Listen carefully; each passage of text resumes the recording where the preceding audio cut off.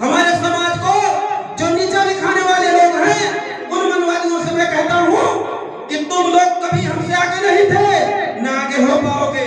मेरे सम्मानित साथियों को गर्व होना चाहिए कि विश्व का सबसे विद्वान आदमी आपके समाज में पैदा हुआ, विश्व का सबसे बड़ा संतों में शिरोमणि आपके समाज में पैदा हुआ, फिर भी आप डरे और सहमे रहते हैं। मेरे सम्मानित साथियों, आपको गर्व से कहना चाहिए कि मैं ऐसे समाज में पैदा हुआ हूँ जो पूरी दुनिया को तालीम दिया है, वो है विश्व रत्न बाबा साहब डॉक्टर भीमराव अम्बेडकर। और मैं ऐसे सभी पर पैदा हुआ हूँ जो पूरी दुनिया को तालीम दिया है, हमारे तथागत भगवान गौतम बुद्ध जिन्हें कहते हैं लोग। वैसे मैं भगवान को नहीं मानता हूँ, चाहे मुझे आप नास्तिक कहिए या अज्ञानी कहिए, लेकिन साथियों भगवान के कई अर्थ होते हैं। भगवान योनि, जो योनि से पैदा होता है इंसान, वो भगवान होता है। और जिसके भय और दुख, करुणा, अज्ञानता दूर हो जाता है, उसे भी भगवान कहा जाता है। लेकिन हमारे लोग सही चीज पढ़ते नहीं, सही चीज जानते नहीं, नारा लगाते ज्यादा है और नारा डीजे डांस में दारू पी के लगाते हैं। मेरी बात को मत मानिएगा, मैं भी पीएचडी धारक हूँ, मतलब मैं अपनी बड़ाई नहीं कर रहा हूँ, मैं भी पढ़ता हूँ, इसलिए मैं बता रहा हूँ। मेरी बातों में थोड़ा कड़वाहट होती है, लेकिन नीम का पेड़ होता है वो भी कड़वा होता है, 200 रोगों को काटता है। काफी आज हर्षोल्लास का दिन है, तो सबसे पहले मैं उन महानायकों को याद करते हुए विश्व को मानवता का संदेश देने वाले विश्व गुरु तथागत गौतम बुद्ध जी और संतों में शिरोमणि संत शिरोमणि गुरु रविदास जी और तमाम महापुरुष जो बहुजन नायक हैं, सबको मैं नमन करते हुए, क्योंकि ये विषय रखा गया है कि आप ज्यादा से ज्यादा संत शिरोमणि गुरु रविदास जी के बारे में ही बोले।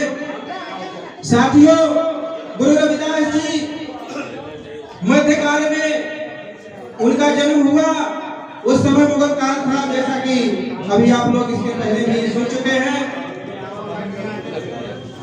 तो उस समय की व्यवस्था आज की व्यवस्था से काफी कठोर थी, लेकिन हमारे महापुरुषों ने अपने परम अदम्य साहस के बल पर अपने नाम को कीर्तिमान किया इतिहास के 16 अक्षरों में। साथियों, मैं चाहता हूं कि अगर आप संत शिरोमणि गुरु रविदास जी के बारे में यहाँ गोष्ठी में बैठे हुए हैं तो उनसे कुछ प्रेरणा लेके जाएं। उन्होंने कहा था कि ऐसा चाहूं राज में सबन को मिले अन्न और छोटे बड़े स्तंभ से और रैदास रहे प्रसन्न। अर्थात हमारे महापुरुषों ने विश्व कल्याण की बात करा है, हमारे महापुरुषों ने मानवता के बारे में बात किया है, हमारे महापुरुषों ने पाखंड आडंबरवाद का विरोध करके अपने कीर्तिमान को स्थापित करने का काम किया है। साथियों, मैं बहुत बड़ी बड़ी बातें नहीं, लेकिन छोटी ही बातें रखूंगा और मेरी बात को आपसे निवेदन है कि आप लोग सुनने का काम करें। यहाँ भागा दौड़ी में ज्यादा नहीं काम हो रहा है, भागा दौड़ी आप करेंगे ना तो सुन पाएंगे ना दूसरे को सुनने देंगे। साथियों, क्या संत शिरोमणि रविदास जी, आज मैं देख रहा हूँ हमारे समाज में मांस मदिरा का प्रचलन ज्यादा हो गया है। क्या हमारे गुरु रविदास जी मांस भक्षण करते थे? कोई बताए? नहीं करते थे। क्या हमारे संत शिरोमणि रविदास जी किसी भी मादक पदार्थ का उपयोग करते थे? नहीं करते थे। क्या हमारे संत शिरोमणि रविदास जी झूठ, अत्याचार, अन्याय के साथ रहते थे? नहीं रहते थे। लेकिन आज यहाँ बैठे हुए सभी लोग मनोभाव से लड़ने की बात करते हैं, लेकिन मैं उनसे पूछना चाहता हूँ, आपके अंदर तो खुद मनोभाव बैठा हुआ है, आप मनोभाव से कैसे लड़ोगे? साथियों, हमें दूसरे को तालीम देने से पहले अपने अंदर की तालीम को देखना चाहिए कि हम क्या कर रहे हैं। आज समय को ध्यान में रखने की बात कही गई है। साथियों, मैं अपनी बात को सूक्ष्मतम से सूक्ष्मतम ढंग से पेश करने का बात रखना चाहता हूं, क्योंकि बोलने के लिए अगर मुझे 2 घंटे का टाइम मिले तो भी मेरे लिए कम होता है। अक्सर मैं यहाँ आपके स्टूडेंटों के लिए भी मूवमेंट में काम उठाता रहता हूँ, उनके रोजगारी बेरोजगारी के लिए भी। तो साथियों, मैं अपने महापुरुष के बारे में बात करना चाहता हूँ कि संत शिरोमणि रविदास जी ने ऐसा कौन सा काम कर दिया कि आज लाखों लाखों लोग उनके जन्म शताब्दी पर, उनके जन्म जयंती पर इकट्ठा हो रहे हैं। हम तो अपने दो पीढ़ियों का नाम भूल जाते हैं कि मेरे परवाजा का क्या नाम था, लेकिन हम उनका नाम क्यों नहीं भूल पाए? इसमें एक गौर करने की बात है साथियों। ये नाच गाने से कुछ नहीं होगा, हर साल नाच गाना होता है, लेकिन आज अगर आप सही उनके अनुयायी हैं, आप सही उनके सच्चे भक्त हैं, तो आज ये प्रतिज्ञा करिए कि अगर आपके अंदर बुराइयां जो भरी हुई हैं, आज मैं कसम खाता हूँ कि एक बुराई आज के दिन में जरूर त्याग दूंगा। यही सच्ची श्रद्धांजलि होगी संत शिरोमणि गुरु रविदास के बारे में।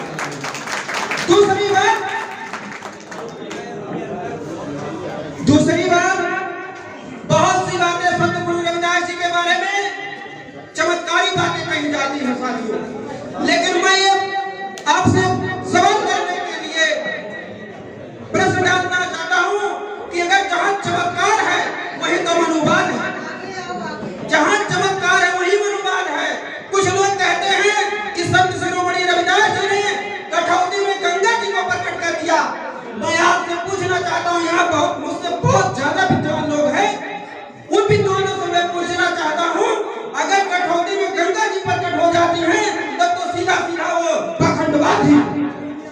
वो गंगा जी नहीं प्रकट हुई है साथियों, बल्कि उन्होंने कहा था मन है चंगा तो कठौती में गंगा का मतलब, अगर आपका मन पवित्र है तो जो कठौत होता है, कठौत का मतलब होता था कि जो हमारे समाज के लोग सबसे पहले इंजीनियरिंग का काम हमारा समाज ने किया था।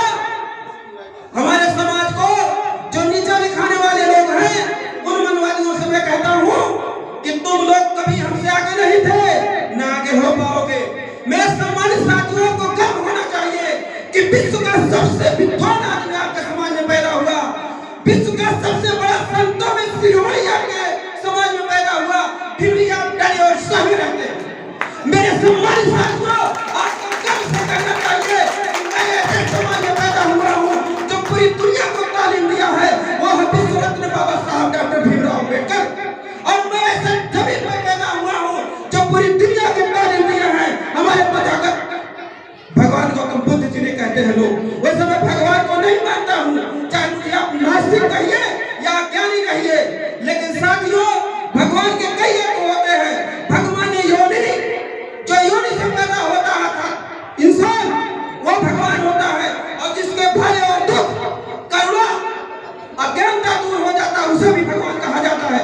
लेकिन हमारे लोग सही चीज पढ़ते नहीं, सही चीज जानते नहीं, नारा लगाते ज्यादा है और नारा डीजे डांस में दारू पी के लगाते हैं। मेरी बात को मत मानिएगा, मैं भी पीएचडी धारक हूँ, मतलब मैं अपनी बड़ाई नहीं कर रहा हूँ, मैं भी पढ़ता हूँ, इसलिए मैं बता रहा हूँ।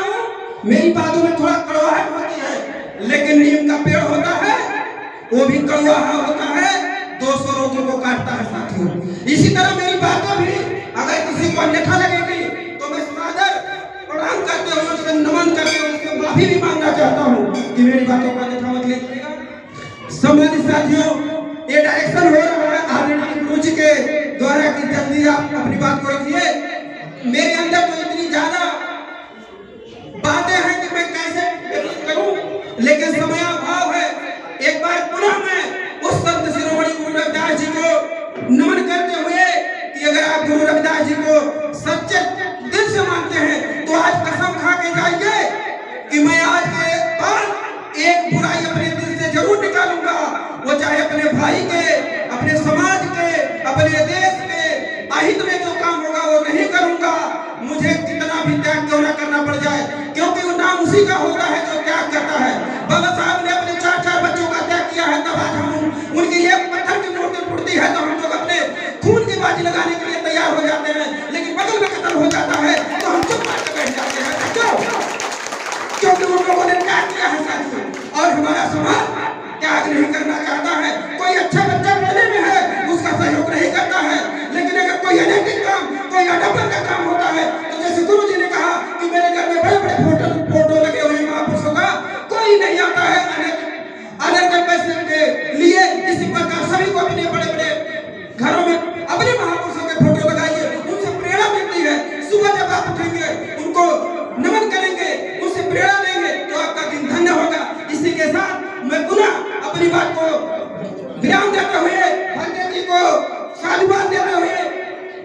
बड़े बड़े